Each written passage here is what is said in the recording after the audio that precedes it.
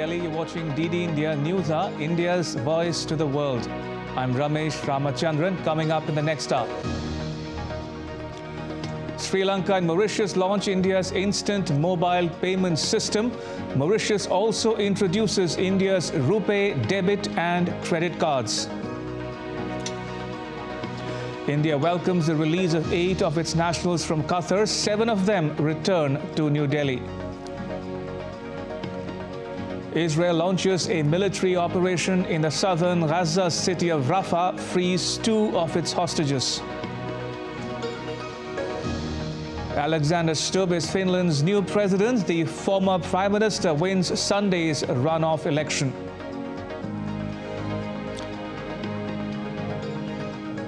And Sumit Nagal becomes India's latest tennis player to enter the top 100 in singles rankings.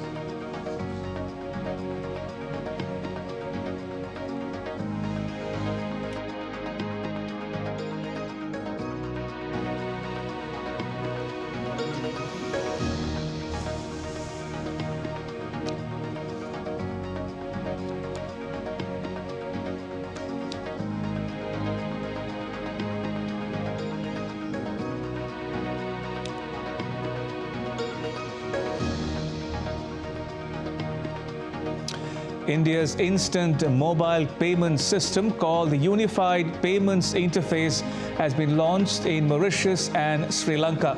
Mauritius has also launched India's RuPay debit and credit cards. The Prime Ministers of India and Mauritius and the President of Sri Lanka jointly launched these services via video conferencing on Monday. UPI settlement services for Indian nationals now becomes available in Sri Lanka and Mauritius, as well as for Mauritian nationals travelling to India. Further, the extension of the RuPay card services in Mauritius will enable Mauritian banks to issue the cards based on RuPay mechanism in Mauritius and permit settlements in India and Mauritius. Given India's robust cultural and people-to-people linkages with Sri Lanka and Mauritius, the launch of the services will benefit a wide cross-section of people through a faster and seamless digital transaction experience and enhanced digital connectivity between the countries.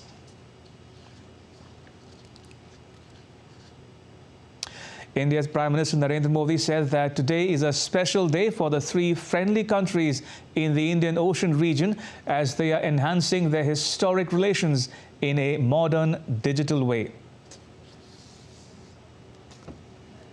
कि Asia में Nepal, Bhutan, Singapore और gulf में UAE के बाद अब Mauritius से रूपे card की Africa में शुरुआत हो रही है।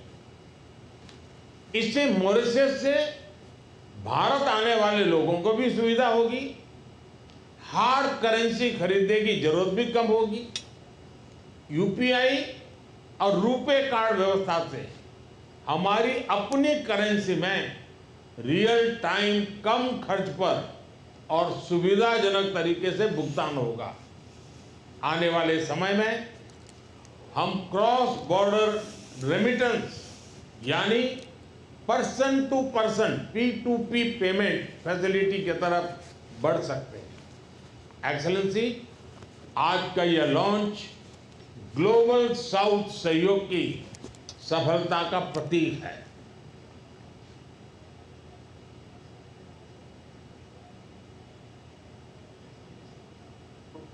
Value-added services, thus allowing banks to collaborate with providers of emerging technologies. Changing customer behavior and growing demand for digital products alongside with rapidly evolving technology are driving a shift to digital payments. The bank has transformed the domestic payment landscape into an enabling environment for new operators, new services, and new products. Leveraging on its payment ecosystem, the Bank of Mauritius has taken the modernization of the payment infrastructure to a higher level with the collaboration of the National Payment Corporation of India and the Reserve Bank of India. and this marks a new chapter in the history of payments in Mauritius. The Government of India welcomed the release of 8 Indian nationals in Qatar. 7 out of the 8 have since returned to India.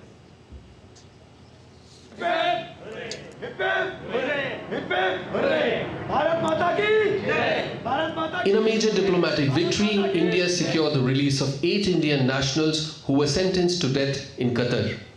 7 of the 8 nationals released by Doha reached New Delhi on Monday morning, setting their foot back on the home soil on return. After several agonizing months of captivity, the 7 Indian nationals who were sentenced to death heaved a sigh of relief. They praised Prime Minister Narendra Modi, saying that their freedom could come only because of the intervention of PM Modi. They said they could breathe free due to the sustained diplomatic efforts at the behest of the Prime Minister of India to secure their release. Without the intervention of Prime Minister Modi, it wouldn't have been. We have waited almost 18 months to be back in India. We are extremely grateful to the Honorable Prime Minister, Sri Narendra Modi ji. It certainly wouldn't have been possible without his personal intervention and that equation with the Emir of Qatar. I think we are grateful to the Government of India, the bottom of our heart, for the every effort that has been made, and this day wouldn't have been possible. The Indian government expressed appreciation for the release of the Indian nationals, saying the Government of India welcomes the release of 8 Indian nationals working for the Dehra Global Company who were detained in Qatar. 7 out of the 8 have returned to India. We appreciate the decision by the Amir of the State of Qatar to enable the release and homecoming of these nationals. Union Civil Aviation Minister Jyotiraditya Scindia hailed Prime Minister Modi as the chief protector, emphasizing the leadership's dedication to safeguarding the Indian citizens abroad. प्रधानमंत्री नरेंद्र मोदी जी के नेतृत्व में प्रधानमंत्री जी ने एक बार नहीं लेकिन बारंबार दिखाया है कि उनके कार्यकाल में वे केवल प्रधानमंत्री नहीं हैं, वे प्रधान सेवक हैं, वे प्रधान रक्षक हैं। ये एक और उदाहरण है उसी एक जिम्मेवारी का, उसी एक भावना का। केवल देश के अंदर 140 करोड़ भारतीयों के प्रति नहीं, लेकिन देश के बाहर 25 करोड़ भारतीयों के प्रति भी, या 2.5 करोड़ भारतीय के प्रति भी, जो 110 देशों में अपना जीवन यापन कर रहे हैं। Minister of State for External Affairs Meenakshi Lekhi echoed the sentiments, thanking the Qatar government for the cooperation in facilitating the release of the Indian nationals. मैं प्रधानमंत्री जी का धन्यवाद और आभार प्रकट करना चाहती हूँ और साथ में कतर के अमीर का, प्रधानमंत्री जी की इंटरवेंशन का लाभ जो है वो हम सबको मिला और अमीर ऑफ कतर जिन्होंने ये सज़ा को वापस लिया उनका भी आभार कि भारतीय वापस आए हैं। उनके परिवारजन लगातार बने हुए थे, हमारे से संपर्क में थे, तो परिवारजन भी और साथ ही संपूर्ण भारतवासियों को इसकी हार्दिक बधाई। This marks a significant diplomatic victory for India due to the complete turnaround in the situation when just 2 months back the Indian nationals were facing death penalty. As India celebrates their safe return, the episode stands as a testament to the power of diplomatic resolve and international cooperation in safeguarding the rights and freedom of Indian citizens. An Indian Coast Guard ship Vikram rescued a fishing boat with 11 crew off the coast of Minicoy Island in the Arabian Sea. The fishing boat was stranded on the high seas since 5th February because of an engine failure. The fishing vessel was stowed by ICG Vikram 280 nautical miles west of Minicoy Island and handed over to the ICGS Minicoy. Responding to the distress call from Iranian fishing vessel, an Indian Navy mission deployed in the northern Arabian Sea for maritime security operations provided damage control assistance and undertook strengthening of the hull, rendering the boat safe for further transit. Medical aid has also been extended to 3 injured crew members. The Indian Navy said that the ship was damaged allegedly because of a collision with a merchant vessel. The Secretary General of Association of Southeast Asian Nations, or ASEAN, Kao Kim Horn, is on an official 5-day visit to India. On Monday, Kim Horn met India's External Affairs Minister Subramaniam Jaishankar in New Delhi. Their discussions focused on taking forward the comprehensive strategic partnership between India and ASEAN, as well as connectivity, food security and trade. It's the first official visit by Kao to India since he assumed charge in January of 2023. He is to deliver a lecture at Sapru House in New Delhi and address a gathering at the Nalanda University in Rajgir. The Nalanda University leads the ASEAN-India network of universities.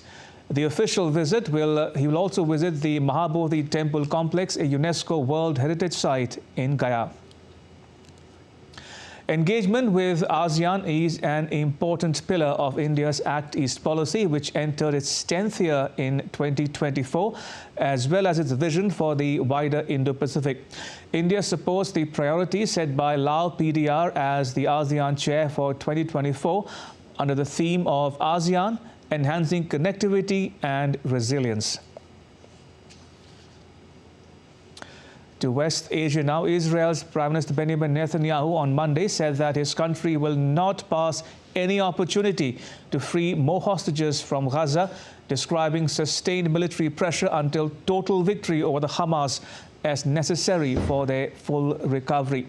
The statement came after Israel launched a special forces operation that freed 2 Israeli hostages in Rafah amid airstrikes early on Monday. The Israeli Defense Forces conducted a joint operation with the country's domestic Shin Bet security service and special police unit. Laila. We brought Luis and Fernando back home in a joint rescue operation of the IDF, Israel Security Force, the Shin Bet, and the police SWAT team. We rescued Luis Harry and Fernando Merman, who were kidnapped from Nir Yitzhak by Hamas on October 7th. This was a complex rescue operation under heavy firing in the heart of Rafah, based on sensitive and very high-quality intelligence garnered by the military intelligence branch and the Shin Bet. The freed hostages were taken to the hospital on the outskirts of Tel Aviv. The hospital said that the 2 men were in a good medical condition. I'm very happy to announce that this night 2 released hostages landed here at Sheba Medical Center, Israel's largest hospital. They were received in our ER, and initial examination were conducted by our ER staff, and they are in a stable condition, and we intend to continue and follow them up for the coming days until we'll be for sure clear of their medical situation. The head of the World Health Organization, Dr. Tedros Adhanom Ghebreyesus, reiterated his call for a ceasefire between Israel and Hamas in Gaza on the sidelines of the World Government Summit 2024 in Dubai.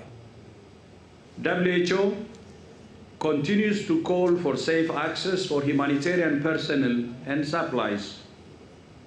We continue to call for hostages held by Hamas to be released, and we continue to call for a ceasefire. A narrowly divided U.S. Senate moved closer to passing a nearly $96 billion aid package for Ukraine, Israel and Taiwan on Sunday, showing undiminished bipartisanship despite growing opposition from Republican hardliners and Donald Trump. The Democratic Party-led Senate cleared the latest procedural hurdle and moved the foreign aid measure further on towards an ultimate vote in the coming days. Still to come on DD India News Hour. Pakistan's 2 main political parties agree in principle to form a coalition government.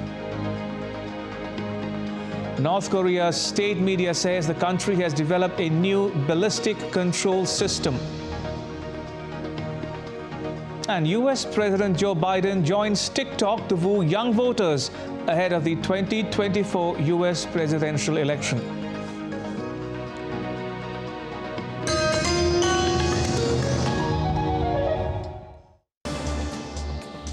Voice of a rising aspirational world.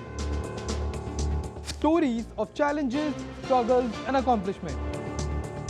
A world battling conflict, hunger and poverty. Embracing growth, development, science and technology. A voice of progress, a voice of unity. Watch Voice of the Global South with me, Akshay Dongre, only on DD India.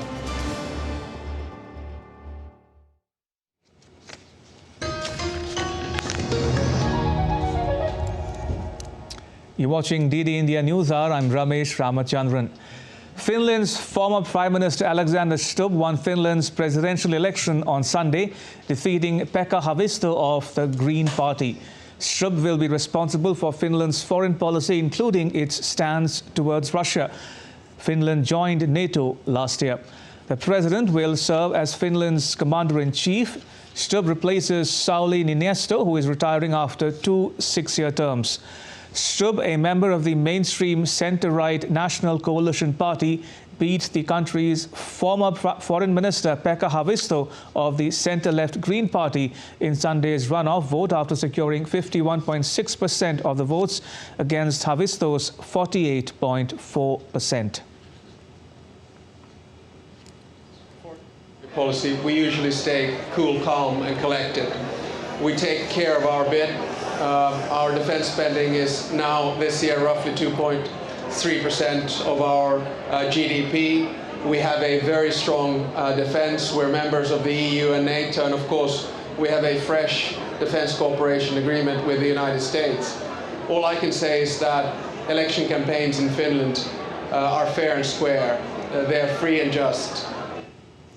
In Pakistan, 3 main political parties intensified their effort to form a coalition government after the 8th February threw up a hung parliament amid allegations of rigging. Pakistan People's Party chairperson Bilawal Bhutto Zardari and its president Asif Ali Zardari held a meeting on Sunday with Pakistan Muslim League Nawaz President Shehbaz Sharif. The overall situation of the country and future cooperation were discussed, with the leaders agreeing to join hands for political stability in the country.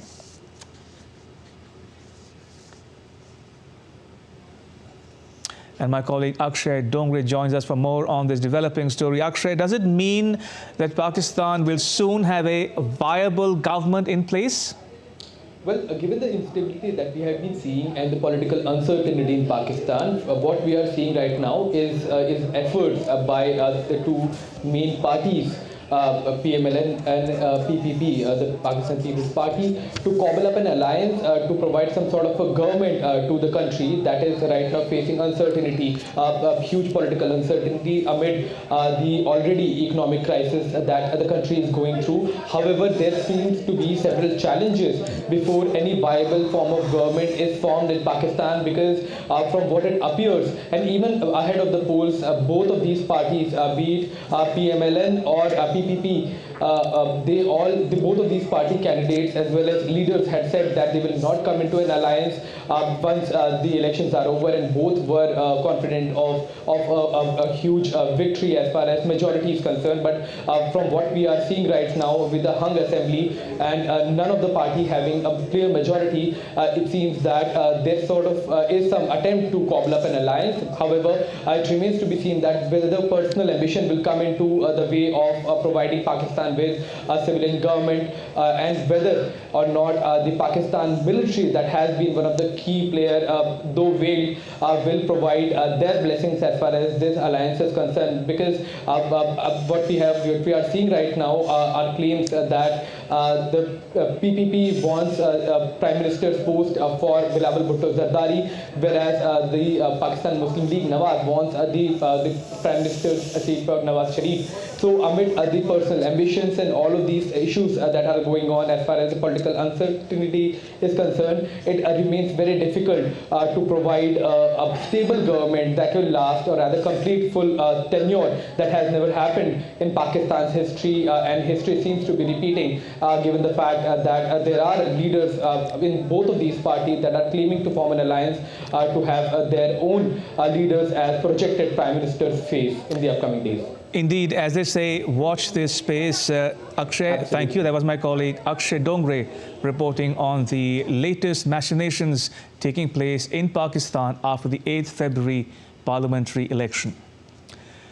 Moving on, US President Joe Biden joined TikTok on Sunday as part of his re-election campaign. He made his debut with a short video using the NFL's Super Bowl to reach young voters ahead of the presidential election in November this year. The National Football League is a professional American football league, and the Super Bowl is the annual league championship game. The video showed Biden answering rapid-fire questions on topics ranging from politics to the NFL championship game. And talking about TikTok, Fauzan Habib, a social media campaigner of Indonesia's presidential candidate Prabowo Subianto, says it's determined to make videos of middle-aged women dancing on TikTok in support of Prabowo. Through bombarding the popular social media platform with dance videos, Habib aims to boost the repertoire of the candidate. During the campaign period, TikTok has become Indonesians' second most used source of information on politics after television. And in some more news from the Indo-Pacific, North Korea's state media says the country has developed a new ballistic control system for a multiple rocket launcher along with controllable shells.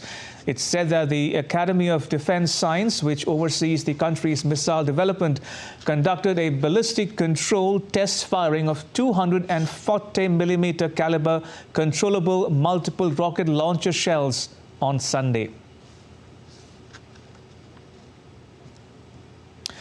All right, take a look at some more stories making news around the world.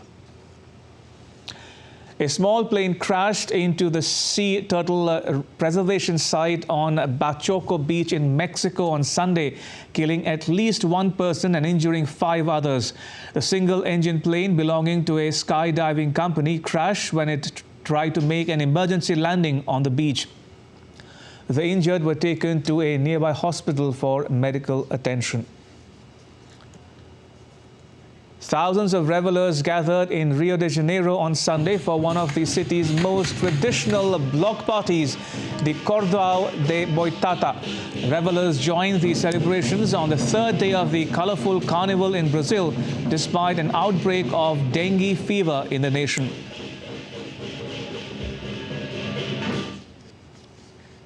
Chinese communities in Peru and Cuba welcomed the Lunar New Year of the Dragon with vibrant performances. In Peru's capital, Lima, performers danced in lion and dragon costumes. In Cuba's Havana, groups put on performances showcasing various Chinese martial arts. Dozens of teams took part in a sledge-making competition during a festival in Russia's Tatarstan Republic. Various teams in homemade sledges of all shapes and sizes, including a giant swan, 2 huge chickens, and even a hut, slid and crashed down a ramp, enthralling audiences. 2 teams were crowned winners with a prize of $330.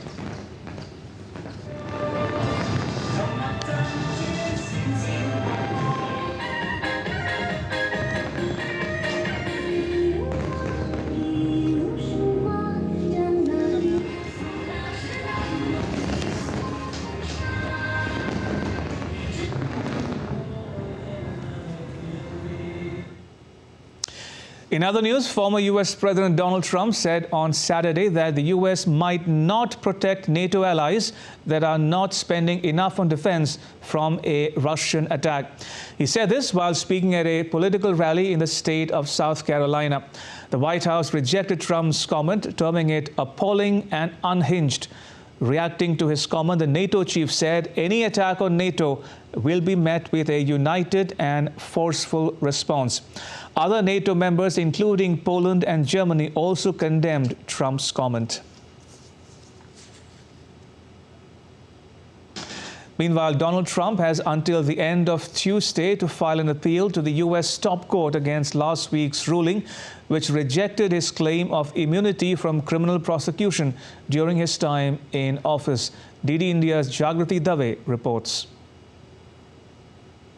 The clock is ticking for Donald Trump's legal team. They're arguing that the former president has presidential immunity regarding charges that he faces where he's been accused of trying to subvert the results of the 2020 general election.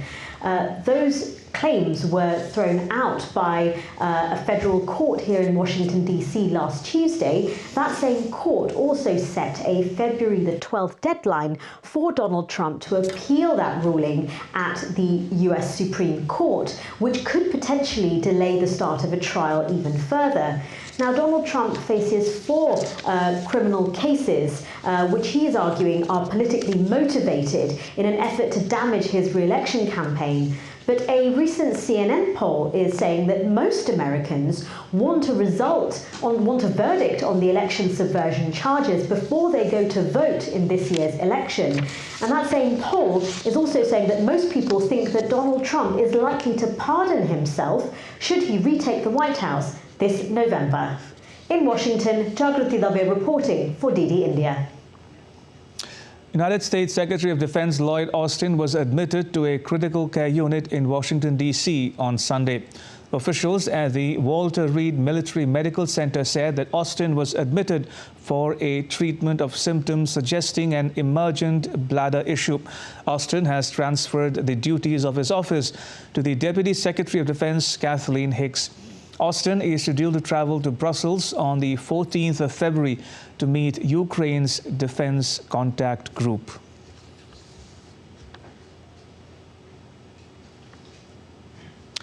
Still to come on DD India News Hour. India's Prime Minister Narendra Modi to travel to the United Arab Emirates on Tuesday. A discussion on the release of 8 Indian nationals who were sentenced to death in Qatar. And offshore funds operating from Dubai and Singapore plan to relocate to India's gift city.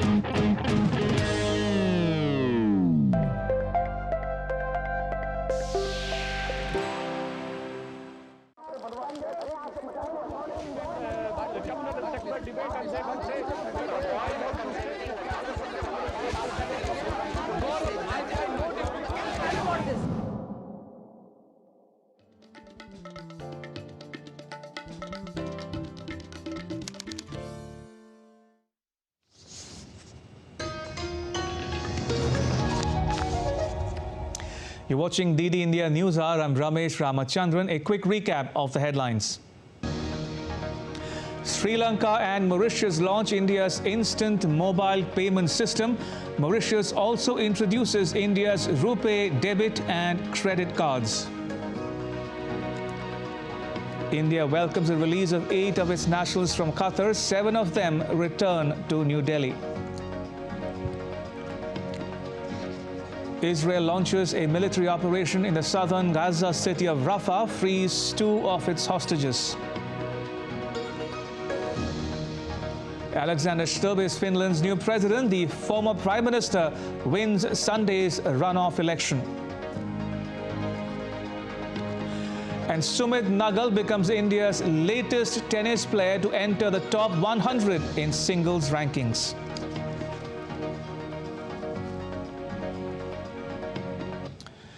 India's Prime Minister Narendra Modi has distributed more than 100,000 appointment letters to newly appointed youths through a video conferencing event.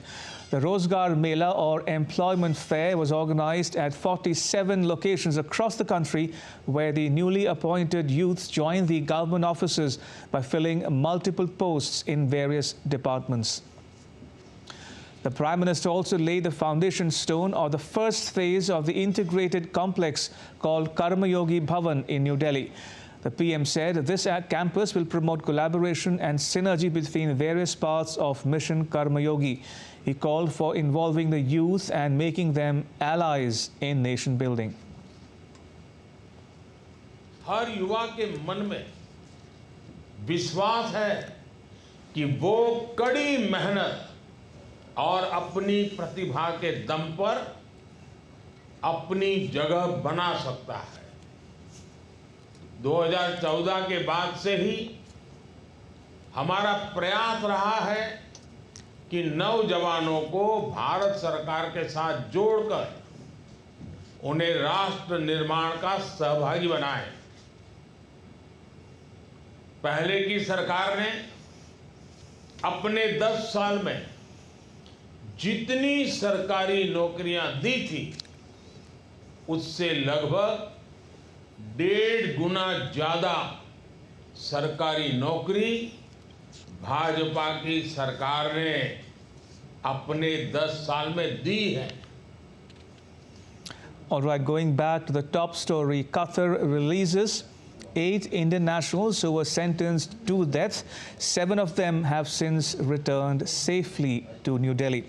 Joining me is Captain Alok Bansal. Captain Bansal is the director of India Foundation, a public policy think tank headquartered in New Delhi. Captain Bansal, welcome to DD India News Hour. A big diplomatic win for India, is that how you would describe it? Undoubtedly, a very great diplomatic win for India. Because these people had been sentenced to death and they had been languishing in jail for over 18 months. And this is actually a big achievement. When Prime Minister Modi met the Amir of Qatar, we got the first remission in sentences. And now, after the Qatar gas deal, we have managed to get these people released who have now come back to India. In fact, 7 of them have already reached here. The 8th one, Commander Purnendu Tiwari, is still hanging around in Qatar, sorting out certain official formalities and documentation, and he should also be back in India very soon. But these officers, these veterans have actually suffered a lot, having been incarcerated for over 18 months. Their families have suffered a lot, and this is a big achievement for India's diplomacy, for Prime Minister Modi's personal intervention, External Affairs Minister's capability, and the Ministry of External Affairs all have contributed to ensuring that these people come back to India. And this is undoubtedly a great victory for India. Indeed. Captain Bansal, what does the commuting of death sentences awarded to these 8 Indian nationals and their release tell you about, 1, India's relations with West Asia in general and Qatar in particular, and 2, India's credo of not leaving any Indian behind?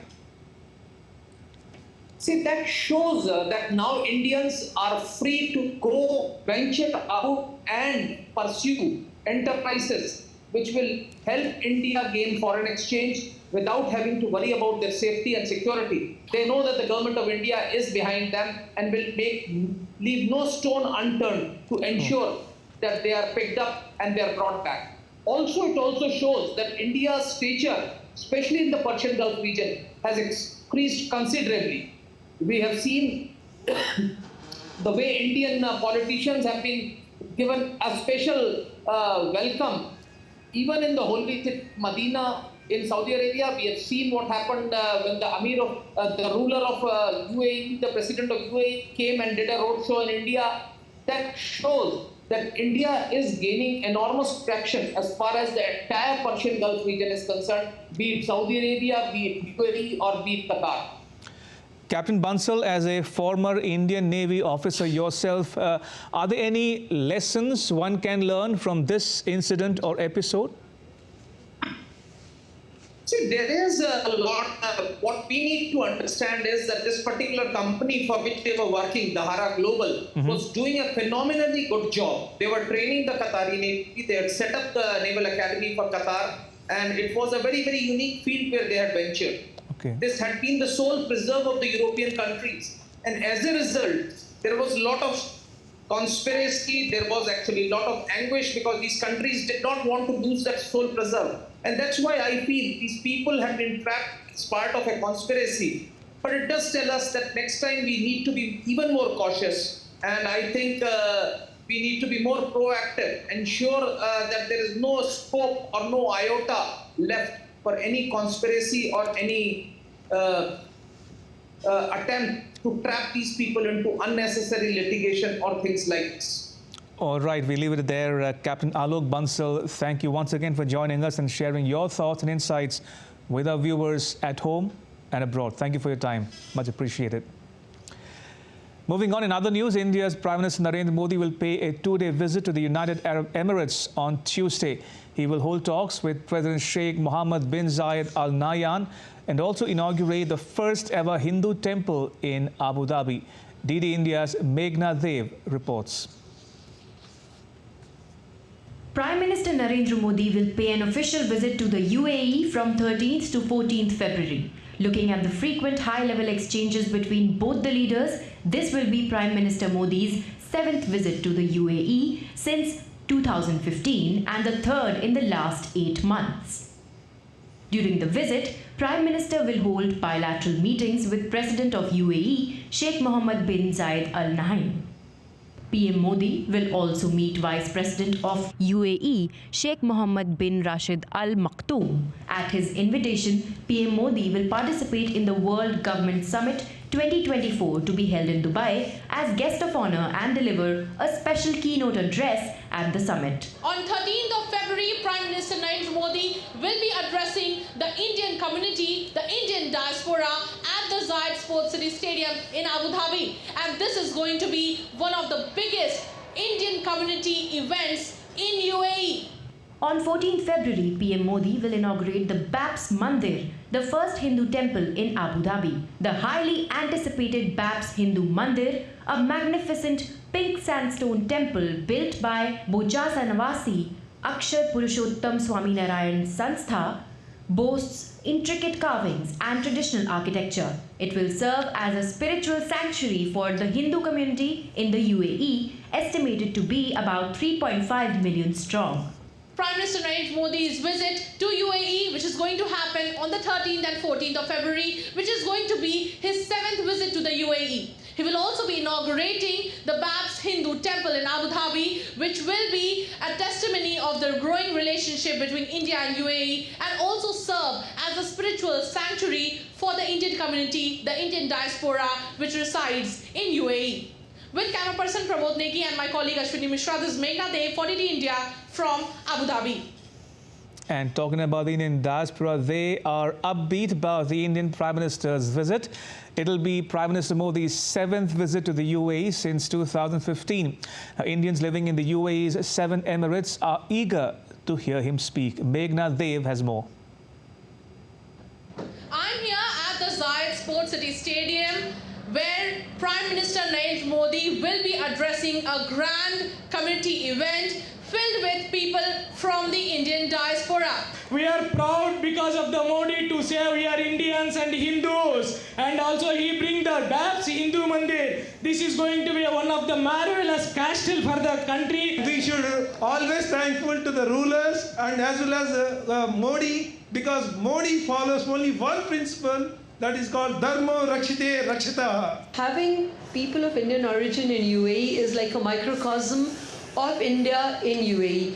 We constitute the single largest community of Indians on the foreign shores. So grateful for the rulers of this country that they are now laying out the red carpet for our Prime Minister and acknowledging this Indo-UAE friendship on the world stage. Since like last 6 months or a year or so, I have seen many companies, many investors coming, and they are saying that, Sunil, can you give us a detail about company setup in India? So you can imagine what kind of response is there, what kind of image, economic image has been created by Mr. Modi. Modi ji is the man of developing India, and he has proven everywhere around the globe. Average Indian has found his Indianness, his Bharatiyaness in Modi ji.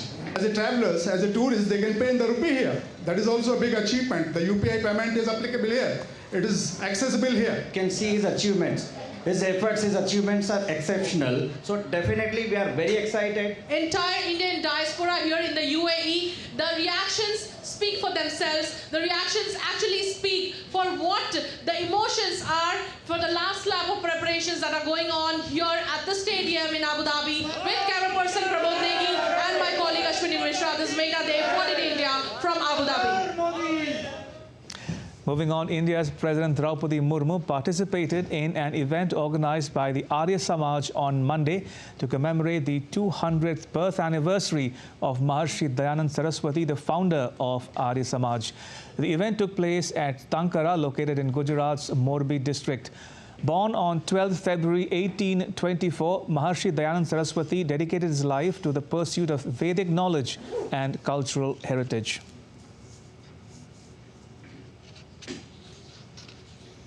And now take a look at some other stories making news in India. In Bihar, the assembly session commenced on Monday, placing Nitish Kumar's government under scrutiny as it underwent a trust vote. Preceding the trust vote, the assembly addressed and approved a no-confidence motion against Speaker Awadh Bihari Chaudhary. The motion garnered support from 125 members and 112 against votes, leading to the Speaker's removal.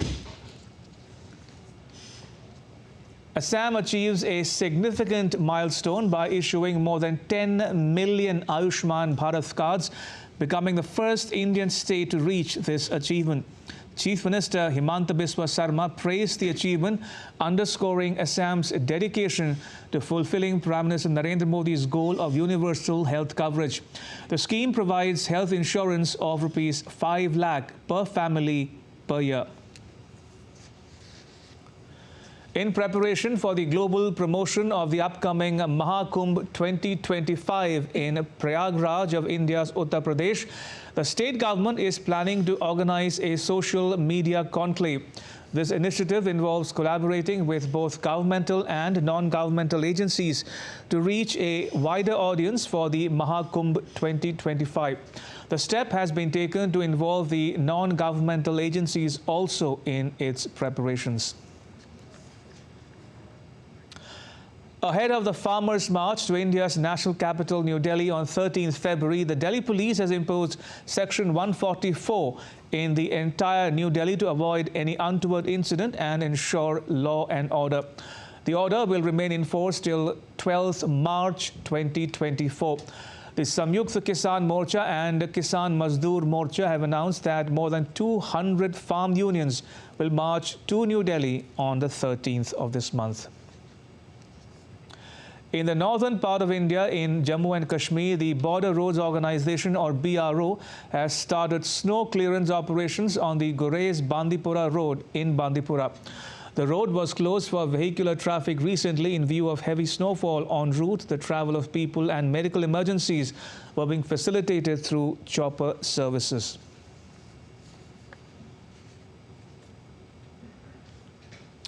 And still to come on DD India News Hour. Ivory Coast comes from behind to beat Nigeria 2-1, lifts the Africa Cup of Nations for a record third time. And Kenya's marathon world record holder Kelvin Kiptum dies in a road accident.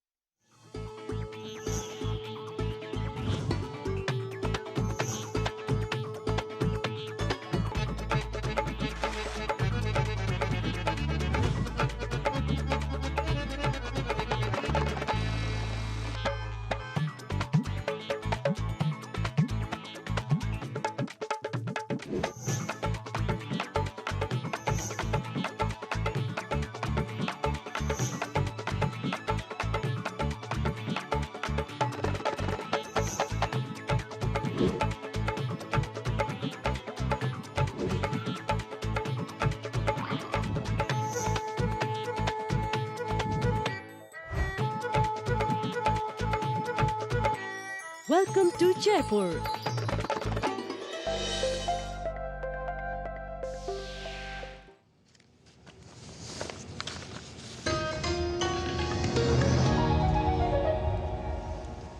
You're watching DD India News Hour. I'm Ramesh Ramachandran. India and Bangladesh have resumed trade through the Maya Sultanganj river ports on the Ganga River on Monday. Shantanu Thakur, India's Minister of State for Ports, Shipping and Waterways, flagged off the first cargo vessel. As per the Bangladesh government's official statement, the move will not only lessen the pressure on road transportation, but also lower the prices of different commodities on either side of the border. The river port will primarily be used to import various goods from India as well as to export jute. Several Indian asset managers are moving or planning to move to India's newly developed high-tech financial hub, the Gujarat International Finance Tech City, better known as GIFT City, is located in the western state of Gujarat in a bid to get better access to India's capital markets. Some offshore fund businesses currently operating from financial centers such as Dubai and Singapore are also expected to move into GIFT City. Asset managers are firming up their plans of relocating to the high-tech hub with an aim to optimally tap the potential of the Indian stock markets, which currently moved up to the 4th position globally. The combined value of shares listed on the Indian exchanges reached $4.33 trillion in January this year, overtaking Hong Kong's $4.29 trillion. India is also promoting GIFT City as a gateway for global capital and financial services for the economy and trying to attract companies through tax breaks and other incentives. Meanwhile, as the Ram Temple at Ayodhya, the ancient holy city in India's Uttar Pradesh state, continues to record a number of visitors and devotees, it has been receiving generous donations, setting new records. In just 15 days since its opening, the temple has received 12.8 crore rupees in offerings, marking a significant increase compared to pre-consecration ceremony figures. More than 30 lakh devotees visited the temple in 15 days, with an average daily footfall of 2 lakh. Donations have also seen a sharp rise, with the highest single-day collection reaching 3.17 crore rupees on the day of consecration, that is 22nd of January. The average monthly donation before consecration was rupees 40 to 50 lakh, while it has skyrocketed to more than 12.8 crore in just 15 days.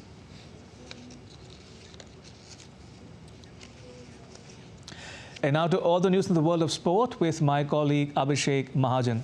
Abhishek, over to you. Thank you, Ramesh. A lot happening in sports. We'll start with cricket. India suffered yet another heartbreak as Australia lifted their 4th ICC Under-19 World Cup, beating the boys in blue on Sunday in the finals at Benoni in South Africa. Australia thumped India with a dominating 79-run win in a rather one-sided final. After setting India a record 254 to win, the Australian Pacers steamrolled Uday Saharan's brigade of youngsters, blowing them away for 174, with Mahali Beardman taking 3 for 15 and Raf McMillan's 3 for 43 leading the way. India's chase simply never took off after losing Arshan Kulkarni in the 3rd over. Adarsh Singh and Mushir Khan tried to steady the innings with a 37-run partnership, but they never got the momentum. Mushir departed after scoring 22. Captain Uday Saharan scored 8, while India's hero in semi-finals, Sachin Das, could only put 9 runs on the board. Earlier for Australia, Harjit Singh smashed 55 from 64 deliveries, while skipper Hugh Weibgen scored 48. With this triumph, Australia's under-19 batch of 2024 now joins the class of 1988, 2002 and 2010. Australia beat West Indies by 34 runs in the second T20I at the Adelaide Oval on Sunday. Glenn Maxwell starred with a century to help Australia post 241 for 4 after being put into bat by the visitors. Maxwell smashed 120 of just 55 deliveries. In reply, West Indies were restricted to 207 for 9 as Marcus Stoinis bagged 3 wickets. Australia took an unassailable 2-0 lead with the final game in Perth on Tuesday. From cricket to tennis now, India's Sumit Nagal scripted another remarkable feat on Sunday, becoming the 10th Indian and the first in 5 years to break into the top 100 of ATP men's singles rankings. Nagal achieved the landmark at the Chennai Open, an ATP challenger event in the southern Indian city. Nagal seeded second, defeated top seed Luca Nardi of Italy 6-1, 6-4 in an hour and 41 minutes. Having battled shoulder pain to reach the final of a challenger event for the 8th time, Nagal won his 5th challenger title and his 2nd one at home. Now he moves to number 98 in the men's singles chart on Monday. He was ranked 121 in the men's singles ranking before the start of the tournament, Chennai Open. He had gone closer to the top 100 after making an inspired run to the 2nd round of the Australian Open. All right, football. Now, Ivory Coast on Sunday lifted the Africa Cup of Nations for the 3rd time after a 2-1 victory against Nigeria. Sebastian Haller was the hero for the Ivory Coast as the Elephants came from behind to beat Nigeria and win the 2023 AFCON finals on home soil. The West Africans added to their previous Nations Cup wins in 1992 and 2015 and became the first tournament host to triumph since Egypt lifted the trophy in 2006. The host nation delighted their fans in Abidjan, with Haller completing a wonderful turnaround as he volleyed home the winner 9 minutes from time.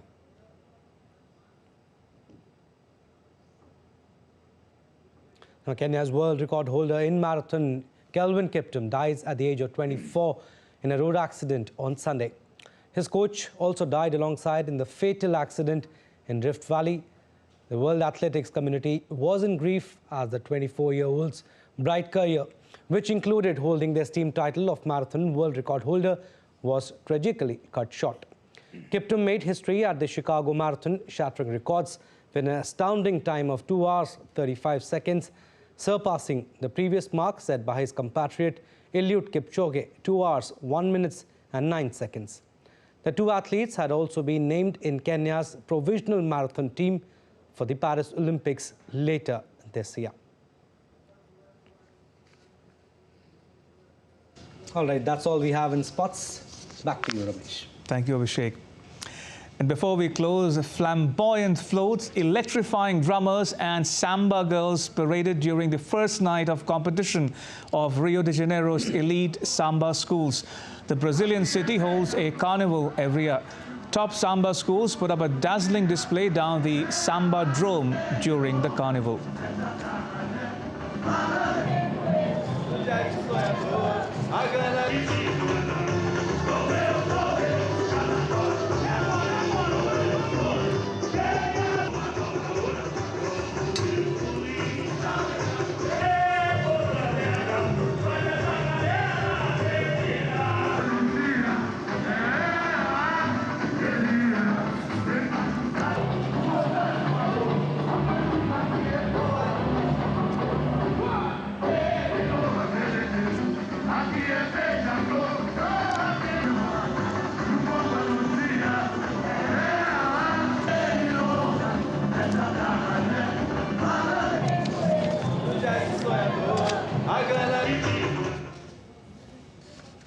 And with that, it's a wrap on this edition of DD India News Hour. Let us know your thoughts on the news of the day. You can connect with us on Facebook, X and Instagram. You can also check out our website, ddindia.co.in. We'll be back with more news as it breaks here on DD India. I'm Ramesh Ramachandran. All of us here in New Delhi, thanks for watching DD India News Hour.